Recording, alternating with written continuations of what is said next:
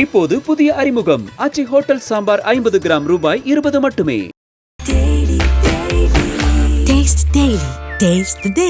திருவண்ணாமலையில நிலச்சரிவு ஏற்பட்டு ஒரே குடும்பத்தைச் சேர்ந்த 7 பேர் இறந்திருக்காங்க. வயநாடுக்கு நடந்ததுக்கும் நம்மளோட திருவண்ணாமலைக்கு நடந்ததுக்கும் ஒரு வித்தியாசம் இருக்கு. ஆனா நம்ம கண்ணிமைக்கும் நொடிக்குள்ள ஒரு 10 நிமிஷத்துக்குள்ள மொத்த ஊரையும் அழிச்சது வயநாடு. ஆனா நிலச்சரிவுல இங்க நம்ம திருவண்ணாமலையில எப்படின்னா கொஞ்சம் கொஞ்சமா சேரும் சகதியும் பாறைகளும். ஒரு அம்மா கொஞ்சம் எட்டி எட்டி பார்த்து மலையை கையெடுத்து கும்பிட்டு ப்ரேயர் பண்றாங்க. ஆண்டவனே போதும், தெரியாம ஏதோ தப்பு பண்ணிட்டேன், என்னைய காப்பாத்து, இதுக்கு மேல பண்ணாதன்னு கடவுளை பார்த்து அவங்க வேண்டுறாங்க. அப்பனாக பார்க்கக்கூடிய சிவனை கேட்கிறாங்க. இந்த மலை மிகப்பெரிய புண்ணியஸ்தலமாக சிவனே வீற்றிருக்கக்கூடிய ஒரு இடமாக பார்க்கிறாங்க. சிவனுடைய பாதம் அங்க இருக்கு. இந்த உலகத்திற்கு சின்ன விஷயத்த ஏதோ ஒரு வகையில ஒருத்தனுக்கு உதவி பண்ணணும்னு நினைக்கக்கூடிய ஒவ்வொரு மனசும் தன்னார்வலர்களாக தான் நாங்கள் பார்ப்போம். நாங்கள் வயநாடுக்குள்ள இறங்குற அந்த நொடி பொழுதுல இருந்து எங்க மனசுல நெஞ்சில திக்குன்னு இருக்கும். காரணம் என்னன்னா, நான் நிற்கக்கூடிய அந்த இடத்துல என் காலுக்கு கீழே ஏதாவது ஒரு மனித உடம்பு இருந்ததுன்னா தரையை நோண்டி தடவி இப்படி பார்த்துதான் உள்ள நாங்கள் போய் பார்ப்போம். அந்த அம்மா கையை இப்படி வச்சிருக்காங்க, ஒரு கை மேல இன்னொரு கை இப்படி வச்சிருக்காங்க, சின்ன கேப் தான் இருக்கு. அப்ப ஏதோ வச்சு தடுக்க ட்ரை பண்றாங்க. 8 மாத கை குழந்தைய தன் நெஞ்சுக்குள்ள அரவணைச்சு தடுக்க ட்ரை பண்றாங்க. எங்கேயாவது ஒரு மூலையில ஒரு உசுறு இருக்குமே அப்படின்ற எண்ணம் தான் எங்க மைண்டுக்குள்ள இருந்ததே தவிர இது இந்த நோக்கி எங்களுக்கு இல்லவே இல்லை. அந்த அந்த உறவினர்கள் கதறும் போது பார்க்கும் போதெல்லாம் அதெல்லாம் நம்மளால அது பார்க்க முடியல. ஏன்னா நான் மீட்பு பணியில இருக்கக்கூடியவங்க மேல இன்னொரு பார்வை விழாதுன்றதுல என்ன நிச்சயம். வணக்கம் சார். வணக்கம். திருவண்ணாமலையில நிலச்சரிவு ஏற்பட்டு ஒரே குடும்பத்தைச் சேர்ந்த 7 பேர் இறந்திருக்காங்க. அங்கு நடைபெற்ற மீட்பு பணியில நீங்களும் உங்க டீம் தான் சேர்ந்து களத்துல இருந்திருக்கீங்க. அங்க நீங்க என்னெல்லாம் களத்துல பார்த்தீங்க, எப்படிலாம் அந்த மீட்பு பணி நடந்துச்சு, அந்த இன்சிடென்ட் எப்படி நடந்துச்சு சார்? நிலச்சரிவுன்றது எங்களுக்கு வயநாடுல இருந்தே துவங்கிடுச்சு. தமிழ்நாடு சார்பா வயநாடுக்கு போய் ரெப்ரசன்ட் ஆனவங்க நாங்க தான். ஸோ அப்பத்துல இருந்தே அந்த நிலச்சரிவை நம்ம பார்த்துருக்கோம். நிலச்சரிவுன்றது நார்மல் பேரிடர்கள் மாதிரி இருக்கவே இருக்காது. இது ஒரு எமோஷனலான ஒரு விஷயம். திருவண்ணாமலை ரெண்டு ஒப்பிட்டு பார்க்கலாமா? அந்த ஒப்பிட்டு பார்க்க முடியாது. ஏன்னா வயநாடுக்கு நடந்ததுக்கும் நம்மளோட திருவண்ணாமலைக்கு நடந்ததுக்கும் ஒரு வித்தியாசம் இருக்கு. இப்ப நீங்க வயநாடு எடுத்துக்கிட்டீங்க அப்படின்னா அதுல இருக்கக்கூடிய அந்த கிராமங்கள் மேல இருக்கக்கூடிய இடத்துல அதே நடுராத்திரா ரெண்டுமே நைட் டைம்ல ஒரு இன்சிடென்ட்ல ஒரு ப்ராக்ரஸ் நடக்குதுன்னு வச்சுக்கோங்களேன். ஆனா நம்ம கண்ணிமைக்கும் நொடிக்குள்ள ஒரு 10 நிமிஷத்துக்குள்ள மொத்த ஊரையும் அழிச்சது வயநாடு.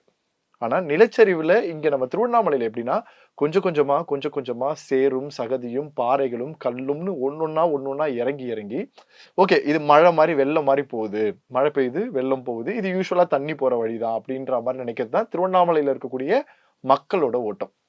ஆனா அந்த தண்ணிகள் கொஞ்சம் சேரா மாற, சேர் கொஞ்சம் கற்களாக வர ஆரம்பிக்க, எதிர்பார்க்காத வேளையில ஒரு பாறைகள் எல்லாம் உடைய ஆரம்பிக்க, அந்த ஒரு வீடு உள்ள முழுகும் போதுதான் அந்த அது மொத்தமா மூடும் போதுதான் பக்கத்துல இருக்கக்கூடியவங்களுக்கு ஏதோ ஒரு பெரிய பிரச்சனைன்றது தெரிய வருது. அப்படிதான் ஒவ்வொரு மனிதர்களாக வெளியில வர ஆரம்பிக்கிறாங்க. மீட்பு பணின்னு போறதுக்கு முன்னாடியே அங்க இருக்கக்கூடியவர்கள் வெளியே வர ஆரம்பிச்சுட்டாங்க. பட் அரசாங்கமும் முன்னாடியே தெரிவிச்சுட்டாங்க, இந்த மாதிரி மலைச்சரிவுல ஏதோ ஒரு சின்ன விஷயங்கள் தெரியுது, அதனால வெளியில வாங்க. ஆனா எந்த ஒரு பீப்புளுமே அதை பெருசா எடுத்துக்க விரும்பல. இது எப்பவுமே இருக்கிறதுன்னு நினைச்சிட்டாங்க. ஆனா அந்த இடத்துல இருந்து அந்த இன்சிடென்ட் நடந்த அடுத்த செகண்ட்ல உள்ள வராங்க. கிட்டத்தட்ட 1200க்கும் மேற்பட்டோர்கள் பத்திரமாக கேம்புக்குள்ள ரெஸ்கியூ பண்ணி உள்ள கொண்டு வந்தாச்சு. மழைக்கு முன்னாடியே சொல்றீங்களா? மழைக்கு அப்புறமா நிலச்சரிவுகள் நடந்ததற்கு அப்புறமாக படிப்படியாக இருந்து 1200 பேர் கிட்ட கேம்புக்குள்ள. ஆனா மழை பெய்யும் பொழுதும் சரி, அந்த நிலச்சரிவு ஏற்படும் சரி, அரசாங்கம் கொடுத்த அந்த அறிவிப்பை மக்கள் பெருசா கேர் பண்ணிக்கலையோ? இது எப்பவுமே எல்லாரும் வீட்டுல தான் இருந்தாங்களா? எப்பவுமே இது நடக்கிறது தான். குறிப்பா இந்த நிலச்சரிவு எந்த டைம் நடந்துச்சுன்னு சொல்ல முடியும்? மழை பெய்யக்கூடியதும் தண்ணியை பாக்குறதும் சேர பாக்குறதும் கூட கணக்குல வந்துட்டே இருக்கு. அதுதான் விஷயம். திடீர்னு நடக்கிற இன்சிடென்ட் விஷயம் நம்ம இதுதான் அப்படின்றத சொல்ல முடியல. அந்த மழையை முதல்ல பாக்குறாங்க. மழையில இருந்து தண்ணி போறதுன்றது ஒரு வாட்டி 2 வாட்டி நடக்குது இல்ல. ஒவ்வொரு மாதமும் மழை பெய்தாலும் வருடங்களும் மழை பெய்யும் போதும் மக்கள் பார்க்கக்கூடிய விஷயம். இப்ப சார் ஒரு மலை இருக்கு, மலையில ஃபுல்லா அது மண் சார்ந்ததுதான் இருக்கும்னு வச்சுக்கோங்க. மழை பெஞ்சதுன்னா அந்த மண் சகதியா தான் வெளில வரும். அப்ப அது சேராதான் பார்க்கப்படும். இது அந்த மலையை ஒட்டி இருக்கக்கூடிய ஒவ்வொரு வீடுமே பார்க்கக்கூடிய ஒரு இன்சிடென்ட் தான். ஆனால் அது பாறைகள் உடையும் போதுதான் அது ஒரு மிகப்பெரிய ஒரு விஷயத்த அந்த இடத்துல சொல்லுது, ஏதோ சரியில்லை அப்படின்றத சொல்லுது. அந்த பாறைகளுக்குள்ள அந்த வீடுகள் போய் இதுவாகும் போது அந்த குடும்பம் உள்ள போயிடுச்சுன்றதே முதல்ல யாருக்கும் தெரியாது. ஏதோ ஒரு பெரிய வீடே வந்து காணாம போற அளவுக்கு ஒரு இன்சிடென்ட் நடந்திருக்குன்ற பயம் தான் அங்க இருக்கக்கூடிய மனிதர்களுக்கு. அந்த மனிதர்கள் மீட்கப்பட்டு வெளியில வரும்போது இந்த ஊர்ல எத்தனை பேர் இருப்பாங்க அப்படின்ற ஒரு ஸ்டாட்ஸை வந்து நாங்க எடுப்போம். ஸோ அப்ப இந்த கிராமத்துல இவ்வளவு பேர் இருப்பாங்க அப்படின்னா அந்த குடும்பம் எங்க அப்படின்னு தேடும்போது அந்த குடும்பம் உள்ள வந்து புதைந்திருக்கப்படலாம் அல்லது அந்த குடும்பம் எங்கேயோ ஒரு இடத்துல இருந்திருக்கப்படலாம்ன்ற ஒரு எண்ணத்தோட ஸ்டார்ட் இப்படிதான் ஃபர்ஸ்டே கண்டுபிடிச்சு இப்படிதான் ஆரம்பிக்கிறது. இது அரசாங்கமே முதல்ல அந்த விஷயத்தை எடுத்துட்டாங்க. நம்ம வந்து எப்பவுமே தன்னார்வலர்கள் வந்து உள்ள இறங்குறதுக்கு கொஞ்சம் நேரம் எடுக்கும்.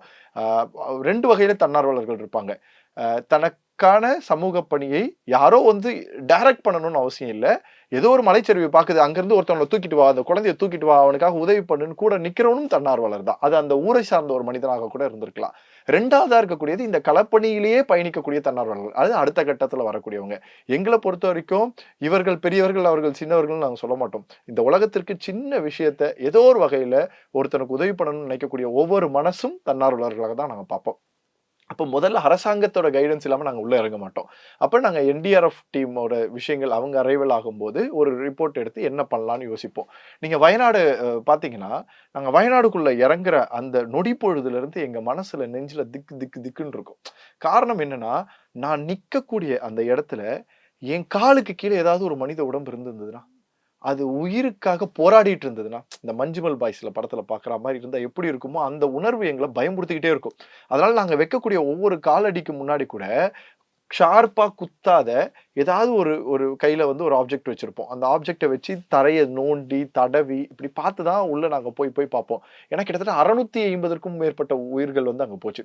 ஆனா இங்க திருவண்ணாமலையை நீங்க பார்க்கும்போது அப்படி கிடையாது. இந்த 7 பேர் முதல்ல உயிரோட இருக்காங்களா, அதிலும் குழந்தைகள் இருக்கக்கூடியவங்க எப்படியாவது பார்க்க முடியுமா அப்படின்றதற்காக நீங்க அந்த வீடியோ எல்லாம் பாத்தீங்கன்னா தெரியும், கையை வச்சு இப்படி இப்படி இப்படி இப்படி தள்ளி தள்ளி தள்ளி தள்ளி தான் போயிட்டே இருப்பாங்க. காரணம் என்னன்னா, நம்ம செய்யற சின்ன நெகம் கூட ஒருத்தவங்களோட ஹர்ட் பண்ணிடக்கூடாது யாரையோ அப்படின்ற அந்த ஒரு இதுவு.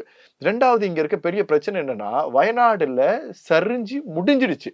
அதுக்கப்புறம் மழை பெய்து தண்ணி அடிச்சுட்டு வருது, ஒரு பாலம் டெம்பரரி பிரிட்ஜை கட்டி என்ன பண்ணணும்ன்றது தெரிஞ்சிச்சு.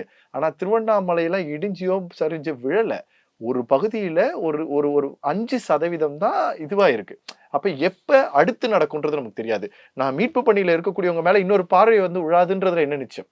அப்ப தன்னார்வலோட கவனமும் எங்களுக்கு தேவைப்பட்டுக்கிட்டே இருந்தது. இது ரொம்ப பெரிய ஒரு ட்ரிக்கியான டாஸ்க் தான். டீமை அதிகபட்சம் நான் வந்து அந்த சேத்துல இறங்குறத தாண்டி அவர்களை பத்திரமாக வெளியில கொண்டு வந்தவர்களுக்கு அவர்களுக்கு தேவையான அத்தியாவசிய பணிகள் என்ன வேணும்ன்றத நாங்க பாக்குறதுல மும்முரமா இருந்தோம். நான் ஒரு சிசிடிவி ஃபுட்டேஜ் பார்த்தேன். மலையிலிருந்து தண்ணி சேரும் சகதியுமா கல்லு மாடி வந்துகிட்டே இருக்கு. ஒரு அம்மா கொஞ்சம் எட்டி எட்டி பார்த்து மலையை கையெடுத்து கும்பிட்டு ப்ரேயர் பண்றாங்க. எங்களை எதுவும் பண்ணிடாதங்கிற மாதிரி அப்படிதான் நான் அதை ஃபீல் பண்ணேன். இப்போ அந்த பாதிப்புக்குள்ளானது மேல்தட்டா, நடுத்தட்டா, அடியில் இருக்கக்கூடியதா? மேல்தட்டுல இருக்கவங்க கொஞ்சம் கொஞ்சமா வெளியில வர ஆரம்பிச்சிட்டாங்க. இந்த அடித்தட்டுல இருக்கிற இடத்துல தான் அது வந்து ரொம்ப புதைஞ்சு விழுந்து ஆரம்பிச்சிருச்சு. ஆனா 3 பேருக்குமே பாதிப்பு தான். அதாவது ஒவ்வொருத்தருக்கும் ஒவ்வொரு மாதிரியான பாதிப்பு இருக்கும். ஒருத்தர் சைக்கிள்ல விழுந்தாலும், பைக்ல விழுந்தாலும், கார்ல ஆக்சிடென்ட் ஆனாலும் பாதிப்பு தான். ஆனா அவர்கள் படக்கூடிய அடியும் அவங்க ஃபேஸ் பண்ணக்கூடியது தான் மாறுமே தவிர, நீங்க சொன்னீங்க இல்லையா, அந்த அம்மா வந்து கும்பிடுறாங்க அப்படின்னா, ஏன்னா திருவண்ணாமலை கோவில் புண்ணிய ஸ்தலமாக பார்க்கப்படுதோ இல்லையோ, அந்த மலை மிகப்பெரிய புண்ணிய ஸ்தலமாக சிவனே வீற்றிருக்கக்கூடிய ஒரு இடமாக பார்க்கிறாங்க. சிவனுடைய பாதம் அங்க இருக்கு. நானே அதை கண்ணுல பார்த்தேன். சிவனே அதுதான்றாங்க. கிரிவலம்னு அந்த மலையை சுத்தி வருவதற்கான காரணம், நம்ம உலகத்தில் இருக்கக்கூடிய எல்லா இடத்துலயுமே சிவனுக்காக மட்டுமே அந்த பஞ்சபூத ஸ்தலங்கள்ல அதிகபட்சமாக இருக்கக்கூடிய எண்ணிக்கையோட தமிழ்நாட்டில் தான் இருக்கு. காளகஸ்தியை தவிர மீதி அனைத்துமே தமிழ்நாட்டில் தான் இருக்கு. அந்த தமிழ்நாட்டில் மிக ஆக பெருந்தலமாக அக்னி தலமாக பார்க்கப்பட்ட ஒரு இடம் இன்னைக்கு குளிர் பிரதேசமா இருக்கு. அந்த இடம் ஊட்டியை விட மோசமாயிடுச்சு. அந்த இருக்கக்கூடிய மனிதர்களால அந்த குளிர் எதிர்கொள்ள முடியாத அளவுக்கு அவங்க வந்து மாற ஆரம்பிச்சிருக்கு. அப்ப அவங்க என்ன நினைக்கிறாங்கன்னா, ஆண்டவனே போதும், தெரியாம ஏதோ தப்பு பண்ணிட்டேன், என்னைய வந்து காப்பாத்து, இதுக்கு மேல பண்ணாதன்னு கடவுளை பார்த்து அவங்க வேண்டுறாங்க. அந்த ஒரு எமோஷனல் கனெக்டை தான் நீங்க பார்க்க முடியுது. என் குழந்தைய எனக்கு ஏதாவது பிரச்சனைனா என் குழந்தைய காப்பாத்தி தூக்கிட்டு போன்னு நினைக்கிற மாதிரி அந்த குழந்தை அந்த அம்மாவை கேட்கிற மாதிரி இந்த அம்மா அந்த அப்பனாக பார்க்கக்கூடிய சிவனை வந்து கேட்கிறாங்க. ஒவ்வொருத்தருக்கும் ஒரு நம்பிக்கை சார். நான் நம்பிக்கையை பேசும்போது அதான் சொல்லுவேன், ஒவ்வொரு மனிதருக்கும் ஒரு நம்பிக்கை. அந்த நம்பிக்கை அந்த மனிதனை நல்வழிப்படுத்துவதில் கொண்டு போகவே, ஆனால் எந்த நம்பிக்கை வேணா கையில வச்சுட்டு போங்கன்னு தான் அர்த்தம். ஸோ இப்ப நீங்க பாருங்க, 7 பேர் பலியானது மிகப்பெரிய சோகம். அது 70 பேராக ஆகாம இருக்கிறதுன்றது நம்ம கிடைச்ச ஒரு பாக்கியம். வயநாடுல பார்த்தோம் ஒரு இன்சிடென்ட் வந்து, ஒரு அம்மா, ஒரு பழங்குடியின ஒரு அம்மா, அந்த அம்மாவை மீட்கும் போது இறந்து கிடந்தாங்க. அந்த அம்மா கையை இப்படி வச்சிருக்காங்க, ஒரு கை மேல இன்னொரு கை இப்படி வச்சிருக்காங்க, சின்ன கேப் தான் இருக்கு. அப்ப ஏதோ வச்சு தடுக்க ட்ரை பண்றாங்க. எதை தடுக்க ட்ரை பண்றாங்கன்னா 8 மாத கை குழந்தைய தன் நெஞ்சுக்குள்ள அரவணைச்சு தடுக்க ட்ரை பண்றாங்க. ட்ரை பண்ணி ஒரு கட்டிலுக்கு கீழே கிடக்குறாங்க. உங்களுக்கு புரியுதா? நான் ஓடுனாலும் என்ன வேணாலும் எனக்கு நடக்க வாய்ப்பு இருக்கு, அட்லீஸ்ட் வீட்டுக்குள்ளேயே என்னைய காப்பாத்திக்க முடியுமா அப்படின்ற ஏதோ ஒரு எண்ணம் அவங்கள வந்து அந்த இடத்துல ஹோல்ட் பண்ணுது. நான் அவங்கள கிட்டத்தட்ட 2.5 நாட் கழிச்சு தான் அவங்கள வந்து நாங்க அந்த வீடை கண்டுபிடிச்சு அவங்கள மீட்டெடுக்க போகும்போது அப்படியே உறைஞ்சு போய் அந்த குழந்தையோட இறந்து கிடந்தாங்க. ஒருவேளை ஒரே நாள்ல நீங்க மீட்டு இருந்தா காப்பாத்திருக்க முடியுமா கை வாய்ப்பு குழந்தையோட? இருக்கலாம், யாரோ வருவாங்கன்ற அந்த நம்பிக்கை. ஏன்னா எங்களோட பயணமும் அதேதான் இருந்தது. ஏதோ ஒரு மனிதர், ஏதோ ஒரு நாங்க இந்த 7 பேர் வந்து மாயம்னு படிச்சதுல இருந்து, இறந்திருப்பார்கள் சொன்னதுல இருந்து, எங்கேயாவது ஒரு மூலையில ஒரு உசுறு இருக்குமே அப்படின்ற எண்ணம் தான் எங்க மைண்டுக்குள்ள இருந்ததே தவிர, இது இந்த நோக்கி எங்களுக்கு இல்லவே இல்லை. நாங்கள் அந்த இடத்த பார்க்கும் போது அதுதான் சொல்ல வரேன். அப்ப இந்த திருவண்ணாமலையிலயும் அதே மாதிரிதான் 2 குழந்தைகளையுமே எப்படியாவது அங்க வந்து காப்பாற்ற முடியுமா, என்ன பண்ண முடியும், எங்க ஒளிஞ்சுக்கிட்டா நமக்கு சேஃபா இருக்க முடியும் அப்படின்றத நோக்கி அவங்களோட பயணம் இருந்திருக்கலாம். அந்த நேரத்துல என்ன நடந்ததுன்னு சொல்ல முடியல. ஆனா அந்த நேரத்துல நான் இறந்தாலும் பரவாயில்ல, என் குழந்தைங்களோட உசுராது காப்பாத்துன்னு தான் அந்த பேரண்ட்ஸோட மைண்ட். ஸோ அந்த அந்த உறவினர்கள் கதறும் போது பார்க்கும் போதெல்லாம் அதெல்லாம் நம்மளால அதை பார்க்க முடியல. ஏன்னா யோசிச்சு பாருங்க சார், எதுவா இருக்கட்டும், நம்ம ஊர்ல இன்னைக்கு நம்ம வந்து சென்னையில இன்னைக்கு எதுவுமே நடக்கலன்னு சொல்லி திருப்தியா போயிட்டோம். ஆனா ஏதோ ஒரு ஊர்ல எந்த உசுறு போனாலும் அது எங்க இருந்தானே சார், அது நம்ம உசுரா இருக்கட்டும்னு நம்ம நினைக்கணும். அப்படி ஒரு மண் சரிவு, நிலச்சரிவு ஏற்படும் பொழுது தப்பிக்கிறதுக்கு வேற வழியே கிடையாதா? இருக்கவே சாவு இருக்காது. ஒண்ணுதான் தீர்வா? இருக்கவே இருக்காது. காரணம் என்னன்னா, முன்னாடியே கொடுக்கக்கூடிய அரசாங்க எச்சரிக்கையை சரியாக நீங்க கேட்டுக்கிட்டோம் அப்படின்னா, இப்ப ஒண்ணும் இல்ல சார், நம்ம ஊர்லயே எடுத்துக்கோங்களேன். மழை பெய்ய போகுது அப்படின்னு சொல்லிட்டா, உடனே நம்ம என்ன பண்ணுவோம்? 10 பிரெட் பாக்கெட்டு, 50 மேகி பாக்கெட்டுன்னு தேவையான விஷயத்தெல்லாம் பார்ப்போமே தவிர, பார்த்து வாங்கிட்டு வந்து வைப்போம்னு தவிர, வீட்டுல வந்து லைட் சுவிட்ச் ஆன் பண்ணக்கூடாது, ஃபேன் சுவிட்சை தேவையில்லாம தொடக்கூடாது, ஈரம் இருக்கக்கூடிய இடத்த நம்ம இதை பண்ணக்கூடாதுன்ற விஷயத்துக்கு நம்ம போறதே இல்லை. ஆனால் அரசாங்கம் சொல்லக்கூடிய முதல் அனௌன்ஸ்மெண்ட்டே, நீங்க இந்த மாதிரியான விஷயத்த பண்ணாதீங்க அப்படின்றத தான் அவங்க கோரிக்கையா வைக்கிறாங்க. ஸோ நம்மளோட இது என்ன ஆயிடுச்சுன்னா, நம்ம சாப்பிட்றதும் தேவையும் போறதும் தான் பெரிய விஷயம், இது ஒன்றும் ஆகாதுன்ற நினைப்பு இருக்குல்ல சார், அது ரொம்ப பெரிய தவறு. 2வது, இங்க வந்து ஒன்றும் இதெல்லாம் செஞ்சுட்டு போயிடாது அப்படின்ற ஒரு பெரிய இது இருக்குல்ல, அது மிகப்பெரிய ஒரு ஒரு விஷயமா போச்சு.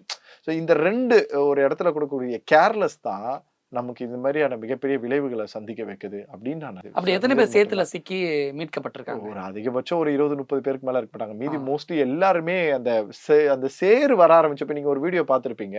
அந்த சின்ன சந்து வீடியோ இதுல இருந்து ஒரு பையன் போய் பார்க்க போயிருப்பான். ஏதோ ஒரு அண்டா மாதிரி ஏதோ ஒரு பெரிய விஷயம் உருண்டு வர்றதை பார்த்தோன்னே அவன் ஓடி வந்து இந்த பக்கம் உள்ள போயிருப்பான்.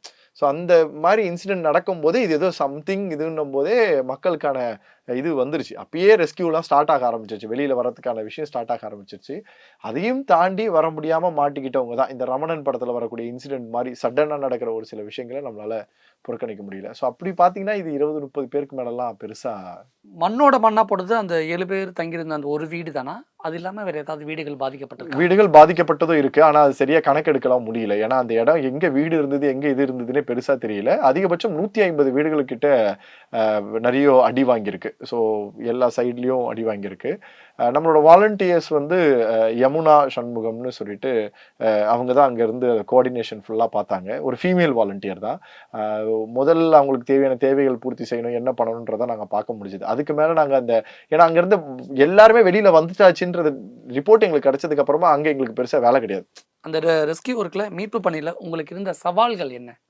எப்பவுமே சவால்கள் அப்படின்னா, எங்களுக்கு தேவையான உபகரணங்கள் இருக்காது, அது ஒரு பெரிய சவால்களா இருக்கும். 2வது உள்ள போறதுலயே இப்ப நாங்க நல்ல அறியப்பட்டவர்கள், அரசாங்கத்தோட தொடர்ந்து பயணிக்கக்கூடியவர்கள், அரசாங்கம் எங்களுக்கு எல்லா வகையான ஊக்கமும் சப்போர்ட்டும் கொடுக்கறதுனால ஓரளவுக்கு எங்களுக்கு தெரியும். அதை நான் போய் சொல்லும் போது தெரியும். பட் நான் ஒரு வாலண்டியர் அனுப்பும்போது உள்ள அலோவ் பண்ண மாட்டாங்க.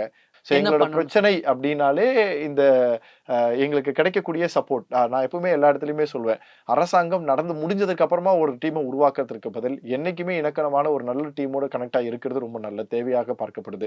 ஒவ்வொரு இடத்துலையும் மாவட்ட ஆட்சியர்கள் மாற்றப்படும் போதும், அல்லது ஒரு சில மாவட்ட ஆட்சியர்கள் அரசியல்வாதிகளுக்காகவே பயணிக்கக்கூடியவர்களாக இருக்காங்க, ஒரு சில அரசியல்வாதிகள் மக்களுக்காக பயணிக்கக்கூடியவர்களாக இருக்காங்க.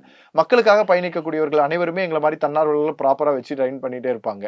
பட் அதை தாண்டி அரசியலாக இருக்க பார்க்கக்கூடியவர்கள் எங்களோட ஒரு ஒரு அந்த இதுல இருக்கவே மாட்டாங்க கணக்கத்துல. ஆனா நீங்க பாருங்க, விருதுகளாகவோ அல்லது அங்கீகரிப்பதிலேயோ பாத்தீங்கன்னா யாரோ ஒருத்தருக்கு கொடுத்திருப்பாங்க, அவர் இந்த மாதிரி களத்துல வரவே மாட்டாரு. சொல்றாரு. ஸோ இதெல்லாம் சரி செய்துட்டாங்க அப்படின்னாலே என்ன மாதிரி விஷயங்கள் வந்தாலும் யாரை கூப்பிடணும்னு தெரியும். அதே மாதிரி நீங்க 1000 பேரை தயார் செய்து வச்சிருந்தாதான் 20 பேர் கிடைக்கும். தன்னார்வலர்கள் இருக்கக்கூடிய பெரிய சிக்கலே அதான். நீங்க 1000 பேரை தயார் செஞ்சா 20 பேர் தான் அந்த டைம்ல எனக்கு அவைலபிள் கிடைப்பாங்க.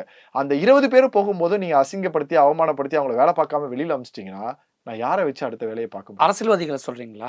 எல்லாருமே சொல்றேன். அதிகாரிகள், அரசியல்வாதிகளும் இருக்காங்க, அதிகாரிகளும் இருக்காங்க, எல்லாருமே இருக்காங்க. எதனால தன்னார்வலர்களை அரசியல்வாதிகளும் அதிகாரிகளும் தடுத்து நிறுத்துவாங்கன்னு நினைக்கிறீங்க? என்னோட பெரிய மைண்டுக்குள்ள இருக்கக்கூடிய ஒரு விஷயம் என்னன்னா, இன்னைக்கு என்ன நடக்குதுன்னா, அதிகபட்சம் இடத்துல வந்து தன்னார்வலர்களும் சமூக சேவர்களும் பெருசாக பேசப்பட்டு வந்துகிட்டே இருக்காங்க. கடந்த ஒரு 3-4 ஆண்டுகளாகவே பாத்தீங்கன்னா, அவர்களால தான் தாங்கப்படும் பூமினே எங்களை பத்தியே ஒரு ஸ்டோரி எல்லாம் வந்திருக்கு. தன்னார்வலர்களால் தாங்கப்படும் பூமின்லாம் வந்திருக்கு. ஸோ ஒருவேளை என்ன எல்லா ப்ரொஜெக்ஷனும் அவங்களுக்கே போகுதுன்ற எண்ணத்துல இனிமே அவங்க இல்லாம நம்மளால அப்ப நான் என்னடா பண்ணேன் அப்படின்ற ஒரு கேள்வியில வருமோ அப்படின்றதான் நான் பாக்கிறேன். எதிர்காலத்திலையும் இதுதான் நிலைமையா? இது ஐஐடியோட பேராசிரியர்கள் தான் சொல்லணும்னு அவசியம் இல்லை. நம்ம எல்லாருக்குமே தெரியணும். மழைன்னு ஒண்ணு இருந்தாலே அது இயற்கையோடது. இயற்கையில போய் நம்ம வீடு கட்டுறதுன்றதே சரியான விஷயம் கிடையாது.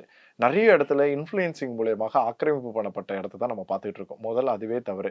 காலங்காலமாக குடிபெயர்ந்ததுக்கான மலையில இருந்து குடிபெயர்ந்தவர்கள் அதிகபட்ச பேர் பழங்குடியினராக மட்டும்தான் இருக்க முடியும். ஏன்னா அது உண்மையிலே சொல்ல போனா இந்த உலகமே பழங்குடியினருக்கு சொந்தமான ஒரு பூமியா தான் நம்ம பார்க்கணும்.